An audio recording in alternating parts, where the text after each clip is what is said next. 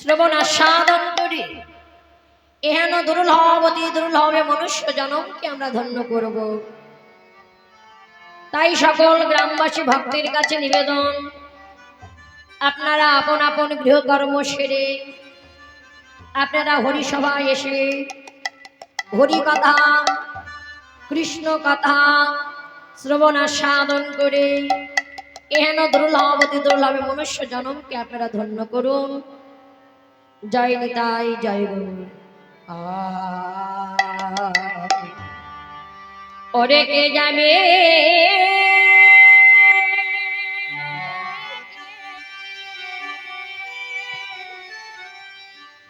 যাবে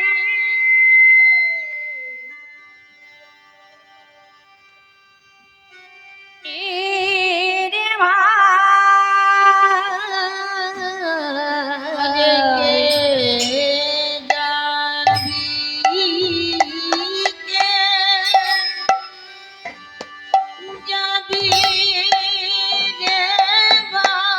তোরা কে যাবে কে যাবি রে যাবি কে যাবি রে ভাই ওই ভাবা সিন্ধু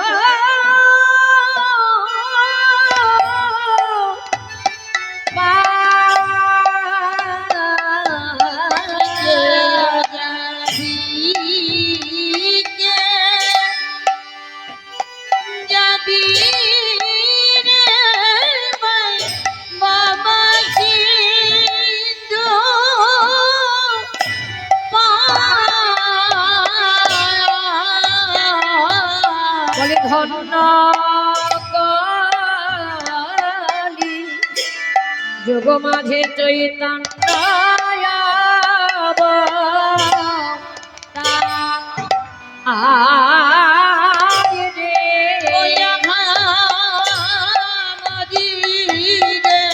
ধন্য কলি কে যাবি আয় গো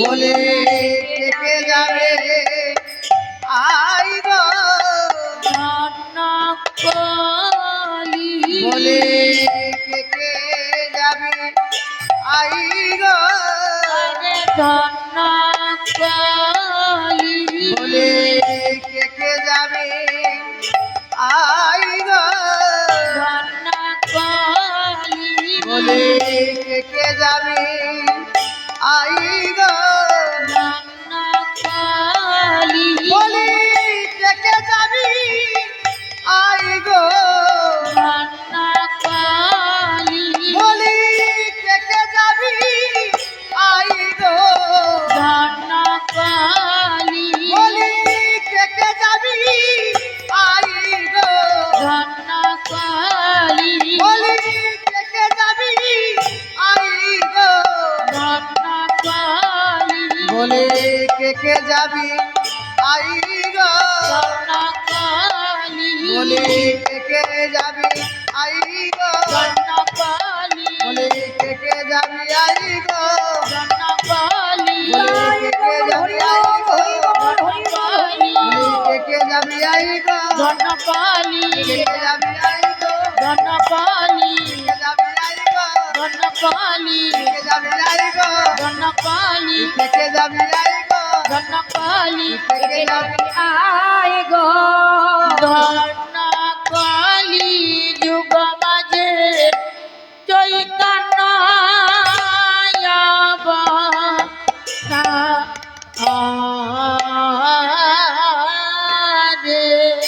বলে তোরা কে যাবি কে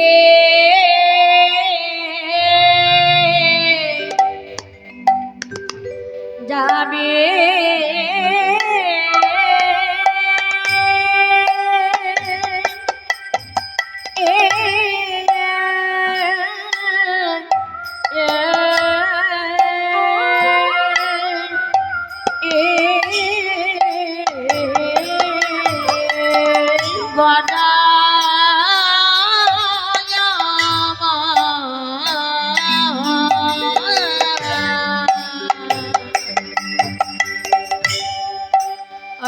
ধন্য কলি যাবে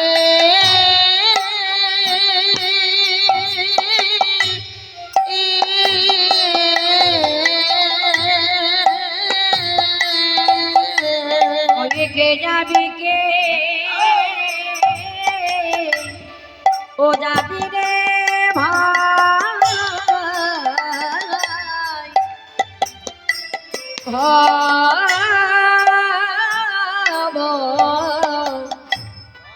ওরে ভাব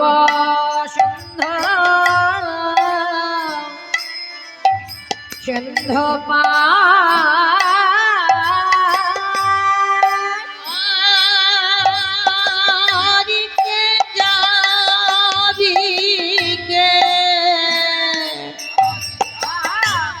যাবি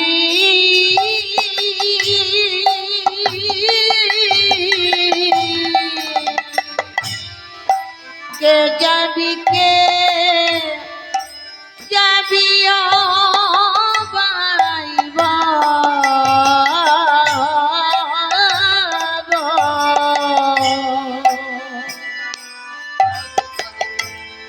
বাবা সিন্ধু আরে ধন্য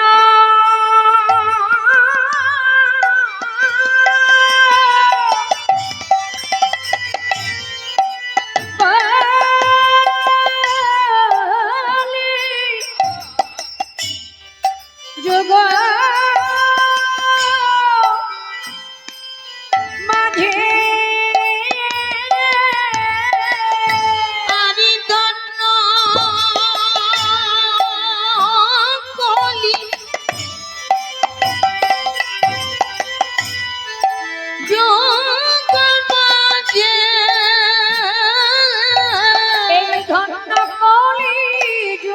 মাঝে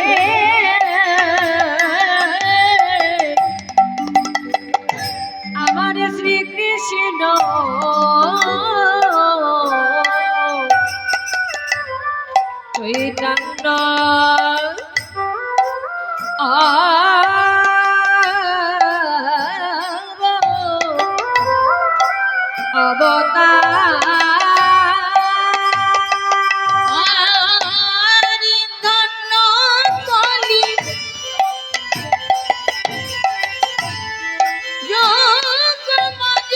চৈতন্য বলি যুগ মাঝে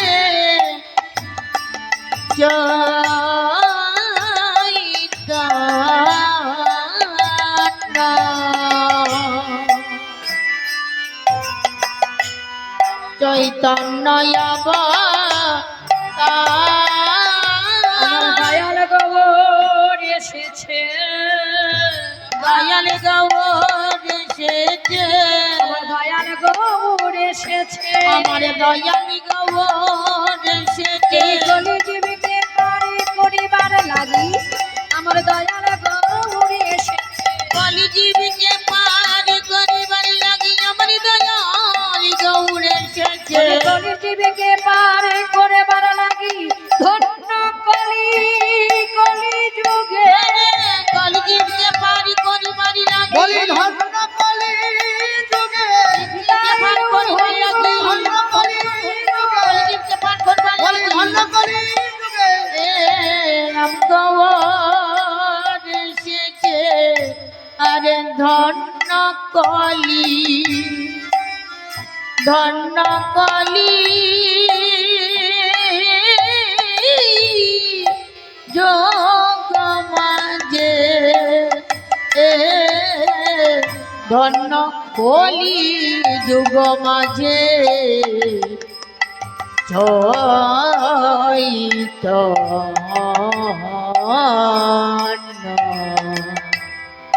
চৈতন্য তারি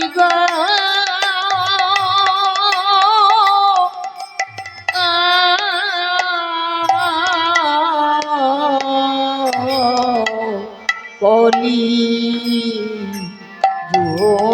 যোগী হরে কৃষ্ণ জয় নিতাই এহেন পণ্যধাম এহেন পুণ্য ধামে আমার আমার শচীর নন্দন গৌর হরি, তিনি হলেন নবদ্বীপ সুধাকর, তিনি হলেন নবদ্বীপ চন্দ্রিমা, তিনি হলেন কলিযুগ পাবন অবতার অবতরী গৌর হরি।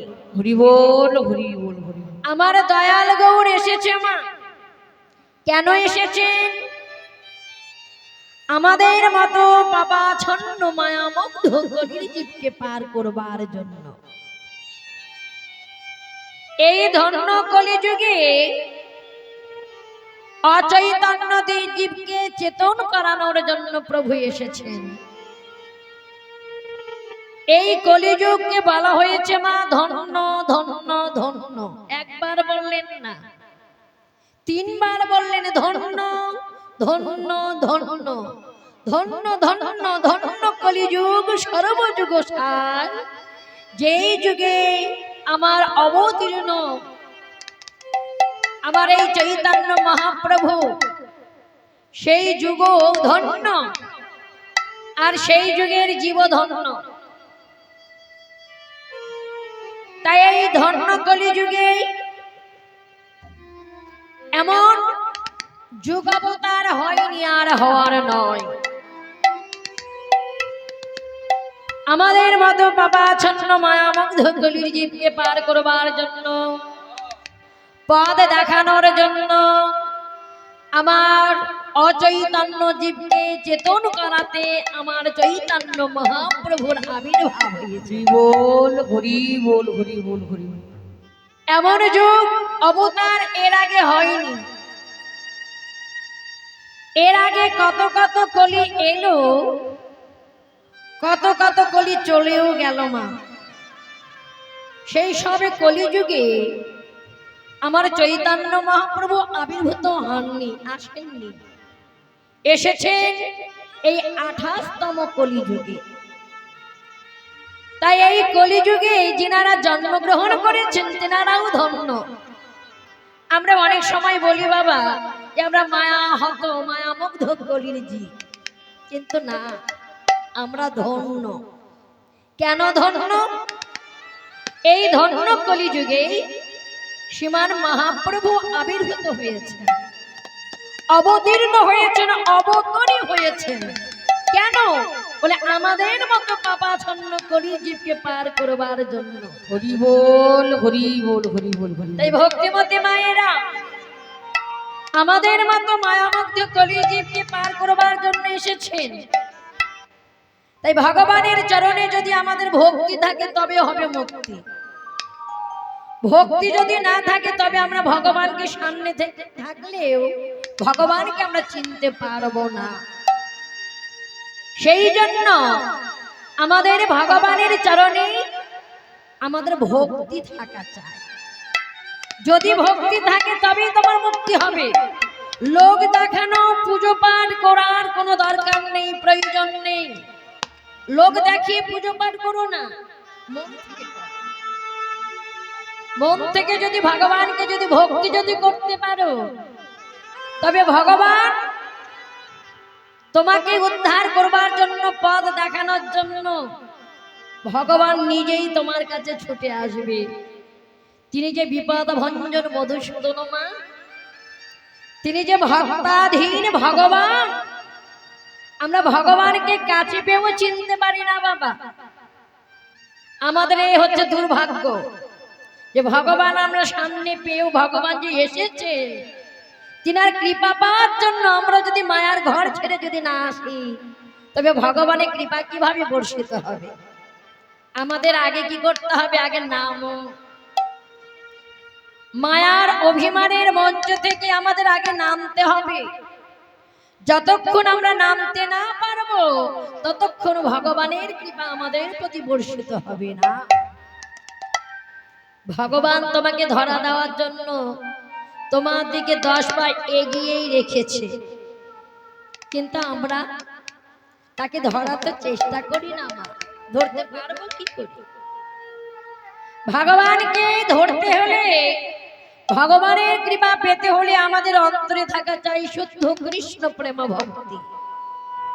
বললাম না ভক্তিতেই ভগবান বস। এই প্রসঙ্গে আপনাদের ছোট একটি দৃষ্টান্ত আস্বাদন করায়। ভোলা নামে এক মাঝি, সেই মাঝি কি করত, সারাদিন মা নৌকা চালাতো, আর দিনের শেষে সেই গ্রামে রয়েছে একটি রঘুবীরের মন্দির।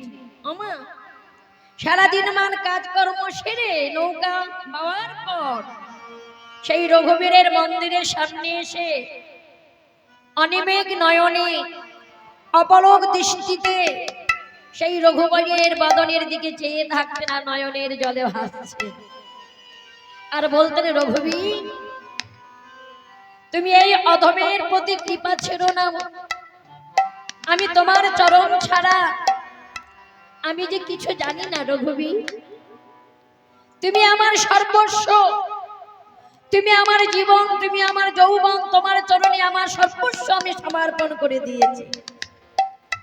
এতই সেই মাঝির ওই রঘুবীরের প্রতি তার বিশ্বাস, যখনই চলার পথে বলার পথে যখনই কেউ জিজ্ঞাসা করে, এই যে ভোলা তুমি কেমন আছো গো, তখন সে কি উত্তর দেয় জানো মা? সে বলে, আমার রঘুবীর জানে। এই যে ভোলা তোমার ছেলে মেয়ে তারা কেমন আছে গো? বলি, আমার রঘুবীর জানে। এই যে ভোলা তুমি কি খেয়েছো গো? আমার রঘুবীর জানে। এইভাবে কিছুদিন যাওয়ার পর ভোলার ঘরে এক বিবাহযোগ্য মেয়ে রয়েছে। সেই ভোলার ছেলে একদিন বলছেন, বাবা গো, আমার ওই ঘরের বোনটি তো বড় হয়ে গেল, আমার বোনের তো বিয়ে দিতে হবে। ভোলা বললেন, শোন বাবা, আমার ঘরে যে মেয়ে আছে আমার রঘুবীর তো জানে, তুই চিন্তা করিস না, আমার রঘুবীর একটি ব্যবস্থা করে দেবে। আমি রঘুবীরকে বলে রেখেছি। বলি, বাবা বললে তো হবে না, তার তো বিয়ে দিতে হবে, কিন্তু টাকা পয়সা ছাড়া তো বোনের বিয়ে হবে না। আজকাল যতই সুন্দরী মেয়ে থাকুক না কেন মা, মেয়ের বিয়ে দিতে গেলে তোমাকে টাকা পয়সা লাগবেই লাগবে। যৌতুক কিছু না দিলে, তোমাকে কিছু না কিছু না দিলে তোমার মান থাকবে না। সেই জন্য ভোলার ছেলে বলল, বাবা তুমি এক কাজ করো, বোনের বিয়ের জন্য কিছু টাকা ধার নাও কারো কাছ থেকে। বোনের বিয়ে যখন হয়ে যাবে, সময় মতো সুদে আসলে 3 টাকা আমরা ফেরত দিয়ে দেব। ভোলা বললেন, বাবা রে, তো ভালো কথাই বলেছিস, আমরা তো বড় গরিব, নৌকা চালিয়ে আর কত পয়সা পাওয়া যায়, এতে কোনোদিন পেট ভরে, আবার কোনোদিন অনাহারেই দিন কেটে যায়। কিন্তু মেয়েটির তো বিয়ে দিতে হবে, সময় মতো যদি মেয়ের যদি বিয়ে না দিই, তবে বয়স হয়ে গেলে আর মেয়ের আমি বিয়ে দিতে পারবো না। যতই ধনী ব্যক্তি হোক না কেন, সময় মতো মেয়েদের বিয়ে দিতে হয়। কেউ আমরা মেয়েকে ঘরে সেই পুষতে পারি না মা, তবে কি খাওয়াতে পারবো না? খাওয়াতে পারবো, কিন্তু বিবাহযোগ্য মেয়ে ঘরে থাকলে বাবা মায়ের চিন্তাতে ঘুম আসে না। তাই চিন্তা করলেন, ঠিক আছে বাবা, তুই যখন বলছিস, আমাদের গ্রামে এক জমিদার টাকা ধার দেয়, তার কাছ থেকে আমার মেয়ের জন্য 10,000 টাকা আমি ধার করে নিয়ে এসে মেয়ের বিয়ে দেব। এবার আর দেরি না করে সেই পাড়ার জমিদারের কাছে কি বলেন, জমিদার বাবু, আপনি তো অনেককে টাকা ধার দেন, তাই আমি এসেছি, আমার ঘরে বিবাহযোগ্য মেয়ের বিয়ে দেওয়ার জন্য 10,000 টাকা আপনার কাছে আমি ধার চাই। সময় মতো সুদে আসলে আপনার টাকা আমি ফেরত দেব। ঠিক আছে ভোলা, তোমার মেয়ের বিয়ের জন্য যখন 10,000 টাকা ধার নেবে, ঠিক আছে, লেখাপড়া করা হোক। একটি কাগজের উপরে মা লেখাপড়া করে জমিদার বাবু সেই ভোলা মাঝিকে টাকা ধার দিয়ে দিলেন।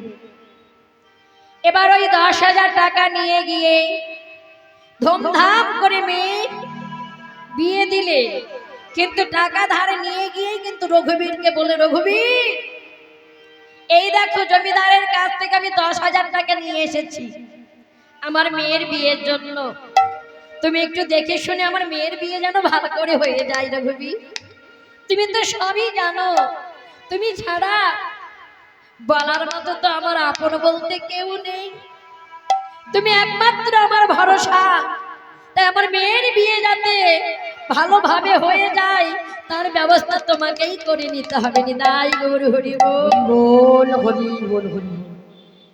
এবার মেয়েটি ধুমধাম করে বিয়ে হলো।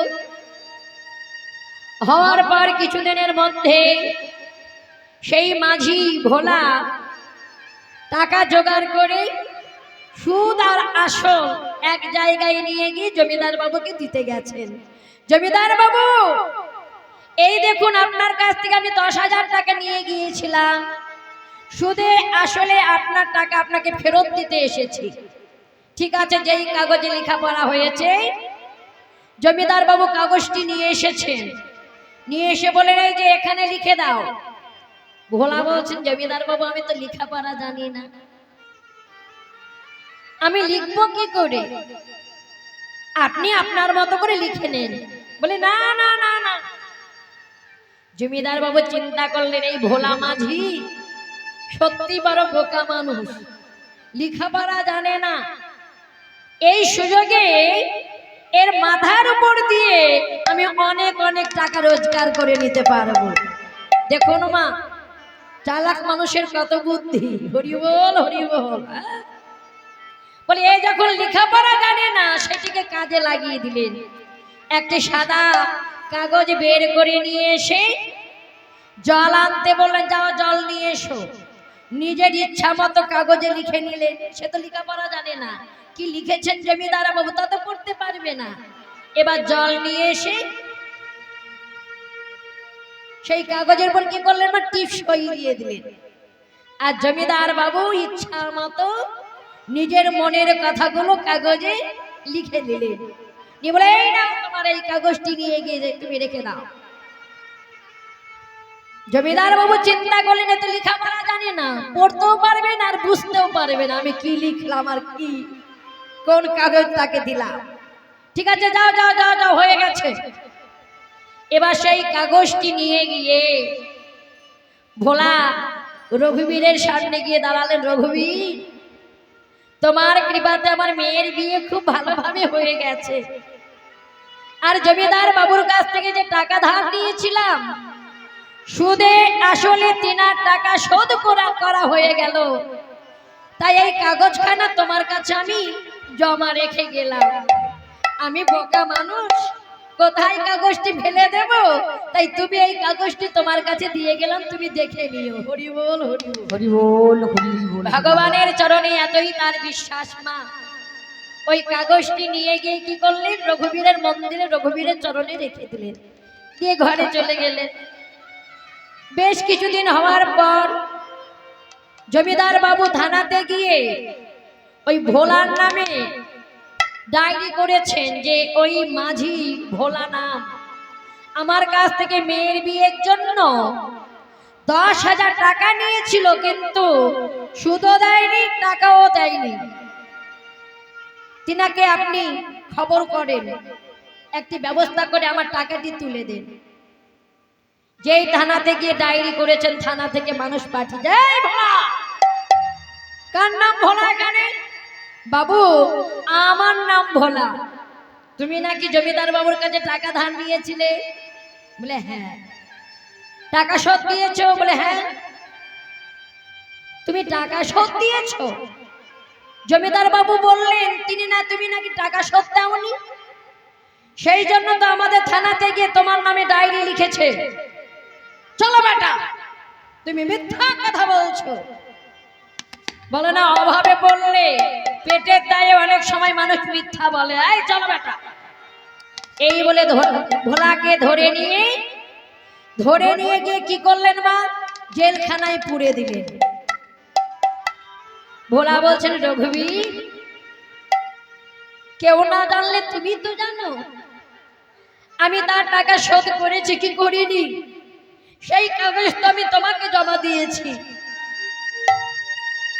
তার মুখের কথা কিছু শোনা হলো না মা। এবার ভোলাকে সেই কোর্টে উঠানো হয়েছে, কাঠ গড়ায় দাঁড় করা হয়েছে। জজ সাহেব বলছে, যে তোমার নাম কি ভোলা? বলে, হ্যাঁ বাবু, আমার নাম ভোলা। তুমি নাকি এই জমিদার মহাশয়ের কাছ থেকে টাকা ধার নিয়ে টাকা শোধ করনি? বললেন, জজ সাহেব, আমি ওনার টাকা সুদে আসলে আমি শোধ করে দিয়েছি, কিন্তু জমিদার বাবু আমার নামে মিথ্যা লালিশ করেছে, মিথ্যা ডায়েরি করেছে, আমি শোধ করে দিয়েছি। এই মুখের কথা বললে বিশ্বাস হবে না, তার কি কোনো প্রমাণ আছে? তুমি যে টাকা ধার নিয়েছিলে, টাকা শোধ করেছো, সেখানে কি কেউ তৃতীয় ব্যক্তি ছিল? বলে, হ্যাঁ বাবু, আমার সব কথা একজনই জানে, তার নাম হচ্ছে রঘুবীর। ও, তুমি যে টাকা ধার নিয়েছো, শোধ করেছো, এই সব কথা ওই রঘুবীর নামে ওই মানুষটি জানে? ঠিক আছে, ওই বেটাকে তবে ডেকে আনা হোক। হরি বল। ওমা, কোর্ট থেকে জজ সাহেব একজনকে পাঠিয়ে দিলেন, যাও ওই ভোলার গ্রামে গিয়ে রঘুবীর নামে যে মানুষটি আছে তাকে তুমি ধরে নিয়ে এসো এই থানায়, তাকে কাঠ গড়ায় দাঁড় করাবো, সে কি বলে তাই শুনবো। ওমা, ভোলার গ্রামে গেল। এবার গ্রামে গিয়ে খোঁজ করছে, যে তোমাদের গ্রামে রঘুবীর বলে কে আছে গো? তোমাদের গ্রামে রঘুবীর কে গো? রঘুবীর কেউ থাকলে তো বলবে, বাবু আমার নাম রঘুবীর। ধরিব, রঘুবীর বলে তো কোনো মানুষ নেই মা সেই গ্রামে। তন্ন তন্ন করে খুঁজলেন, কিন্তু রঘুবীর নামে কোনো মানুষকে খুঁজে পেলেন না। এবার তারা ভাবলো যে হয়তো বেটা এই গ্রাম ছেড়ে চলে গেছে, হয়তো পরে আসতে পারে। শোনো, রঘুবীর নামে যদি তোমাদের গ্রামে যদি কেউ ফিরে আসে, তাকে বলবে ওই কোর্টে জজ সাহেবের সঙ্গে দেখা করতে। ঠিক আছে বাবু, পাঠিয়ে দেওয়া হবে। খুঁজতে খুঁজতে খুঁজতে একজন বললেন, কাকে আপনারা খুঁজছেন? বলি, রঘুবীর বলে একজন মানুষকে। বললেন, রঘুবীর বলে একজন মানুষ? আমাদের এই গ্রামে তো অনেক মানুষই আছে, কিন্তু রঘুবীর নামে তো কোনো মানুষ আমাদের গ্রামে নেই। কিন্তু হ্যাঁ, নেই বললে ভুল হবে, মানুষ নেই, কিন্তু রঘুবীরের একটি মন্দির আছে। তো এক কাজ করুন, ওই রঘুবীরের মন্দিরে গিয়ে দেখুন তো, যদি রঘুবীর নামে যদি কাউকে পাওয়া যায়। চলো চলো চলো চলো, সেখানে গিয়ে সন্ধান করা যায়। মন্দিরে তো অনেক মানুষ আসে, সেখানে গেলে নিশ্চয়ই খোঁজ পাওয়া যাবে। এবার কি করলেন? ওই রঘুবীরের মন্দিরে গিয়ে যে পূজারী পুজো পাঠ করে সে বসে আছে। এই যে, তোমার নাম কি রঘুবীর? বললেন, না বাবু, আমার নাম তো রঘুবীর নয়। তবে তুমি কে? বলে, আমি এই মন্দিরের পুরোহিত, আমি পুজো পাঠ করি রঘুবীরের। ও, তুমি ঠাকুরের পুজো পাঠ করো, তোমার নাম রঘুবীর নয়? বলে, না বাবু, আমার নাম রঘুবীর নয়। কেন আপনারা রঘুবীর বলে মানুষটিকে খুঁজছেন কেন? কি হয়েছে? বলে, রঘুবীরের নামে কোর্ট থেকে সমন এসেছে। ভোলা নামে এক মাঝি মেয়ের বিয়ের জন্য জমিদার বাবুর কাছ থেকে 10,000 টাকা নিয়েছিল, কিন্তু সময় পার হয়ে গেছে, 10,000 টাকাও দেয়নি, সুদও দেয়নি, আসলও দেয়নি। সেই জন্য ওই রঘুবীর বলে মানুষটি সন্ধান করছে আমরা। কেন বাবু? বলি যখন ওই ভোলা নামে মাঝি যখন জমিদার বাবুর কাছ থেকে টাকা ধার নেয়, তখন ওই রঘুবীর বলে মানুষটি সঙ্গে ছিল, সাক্ষী হিসাবে ছিল। সেই জন্য ওই রঘুবীর নামে মানুষটিকে আমরা খুঁজছি। পূজারীর বুঝতে দেরি হলো না মা, ভোলাকে তো চেনে। এবার পূজারী বললেন, রঘুবীর, আহা, তোমার ভক্ত আজ বড় বিপদে পড়েছে রঘুবীর। এতদিন ভাবতাম ভগবানের নামে ভক্তরা মিষ্টি মিষ্টান্ন ফলমূল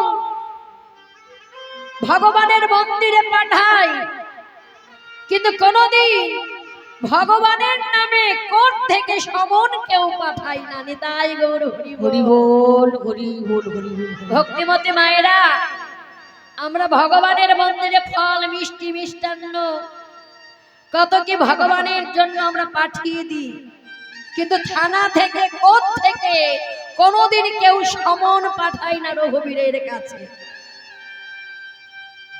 পূজারী বললেন, রঘুবীর, তোমার ভক্ত আজ বড় বিপদের মধ্যে পড়েছে রঘুবীর। তুমি নাকি ওই ভোলা যখন টাকা ধার নেয়, টাকা শোধ করে, তুমি নাকি ছিলে, তার কি কোনো প্রমাণপত্র রয়েছে তোমার কাছে?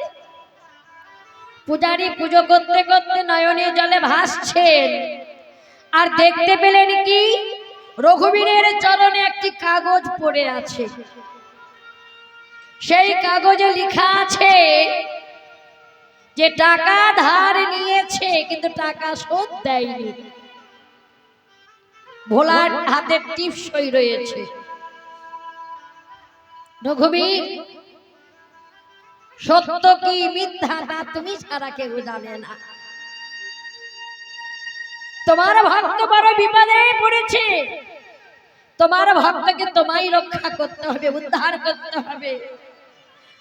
যে তোমাকে ছাড়া জানে না, সদা সর্বদাই রঘুবীর রঘুবীর বলে সদা সর্বদাই যে নয়নের জলে ভাসে, তোমার ভক্তকে তুমি আজ কি করে রক্ষা করবে, কি করে উদ্ধার করবে প্রভু, তা একমাত্র তুমি ছাড়া আর কেউ জানে না। এই বলে তো পূজারী পুজো করে মন্দির বন্ধ করে কাঁদতে কাঁদতে ঘরে চলে গেলেন।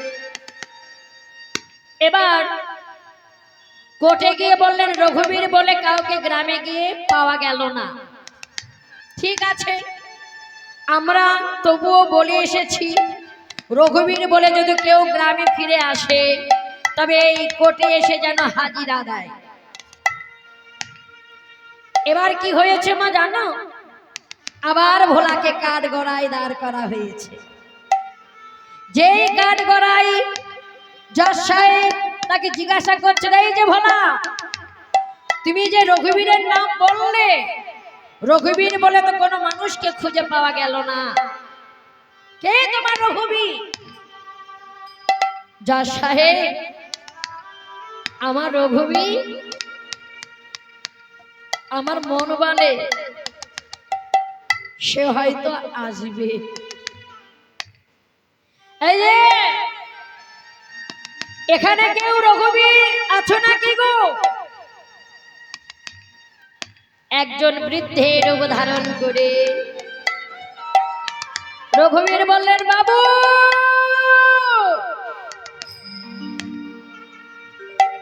জজ সাহেব, কাকে ডাকছেন? বলে রঘুবীর। বলে আমি আমি বাবু, আমার নামই রঘুবীর। এই যে বাবা, তুমি কাঠগড়ায় দাঁড় হও। তোমার নাম? বলে হ্যাঁ, আমার নামই রঘুবীর। ও, তুমি রঘুবীর, তুমি গ্রাম ছেড়ে পালিয়ে গিয়েছিলে? বলে না বাবা, আমি তো গ্রামেই ছিলাম, আমাকে সবাই দেখতে পাই না, যার নয়ন আছে সেই একমাত্র তার ভক্তি নয়নে আমাকে একমাত্র দেখতে পায়। এই বেটা, তোমার কথা অত কথা শুনে লাভ নেই, সত্যি করে বলো তোমার নাম? বলে হ্যাঁ আমি সেই রঘুবীর। এই যে এই মাঝি ভোলাকে তুমি চেনো? বলে হ্যাঁ বাবু, এ আমাকে বড় ভালোবাসে, এই মাঝি বড় ভালো মানুষ। এই মাঝি নাকি ওই জমিদার বাবুর কাছ থেকে 10,000 টাকা ধার নিয়েছিল, সময় মতো নাকি টাকা শোধ করেনি। রঘুবীর বললেন বাবু যা সাহেব, এই জমিদার বাবু মিথ্যা বলছে, ভোলা টাকা ধার নিয়ে সময় মতো তার টাকা শোধ দিয়ে দিয়েছে, কিন্তু ওই জমিদার বাবু মিথ্যা বলছে। তুমি কি করে বলতে বুঝতে পারলে যে ওই জমিদার বাবু মিথ্যা বলছে? ভোলাও তো মিথ্যা বলতে পারে। বলে না বাবু, ভোলা মাঝি হতে পারে, ভোলা গরিব হতে পারে, কিন্তু ভোলা মিথ্যা বলতে পারে না। ভোলার প্রতি আমার বিশ্বাস আছে, সে আমাকে বড় ভালোবাসে বাবু, সে কখনো মিথ্যা বলতে পারে না, সে সত্যি কথা বলেছে। তার প্রমাণ কোর্টে প্রমাণ না দিলে কখনো কেউ মানবে না। কোন প্রমাণ আছে? রঘুবীর বললেন হ্যাঁ বাবু প্রমাণ আছে। কোথায় প্রমাণ আছে তুমি দেখাও। বলে আমি দেখাতে পারবো না, জমিদার বাবুর বাড়িতে একজনকে পাঠিয়ে দেন, দেখবেন একটি আলমারির মধ্যে একটি লাল খাতা রয়েছে, সেই খাতার মধ্যে একটি কাগজে লেখা আছে সময় মতো টাকা ফিরিয়া পাইলাম। বিশ্বাস যদি না হয় তবে একজনকে কোর্ট থেকে আপনি এখনই পাঠান, জমিদারকে এখানে রেখে। এবার কোর্ট থেকে একজন গিয়েছেন জমিদার বাবুর বাড়িতে, আলমারি দেখলেন, আলমারি খুলে একটি লাল খাতার মধ্যে একটি কাগজের উপরে লেখা আছে এই ভোলা টাকা ধার নিয়েছিল 10,000 টাকা, কিন্তু মেয়ের বিয়ের পর সুদে আসলে আমায় ফেরত দিয়েছে। সেই কাগজটি কোর্টে নিয়ে আসলে, এই দেখুন জজ সাহেব, এই কাগজের মধ্যে লেখা আছে, আপনি পড়ে নেন, দেখে নেন।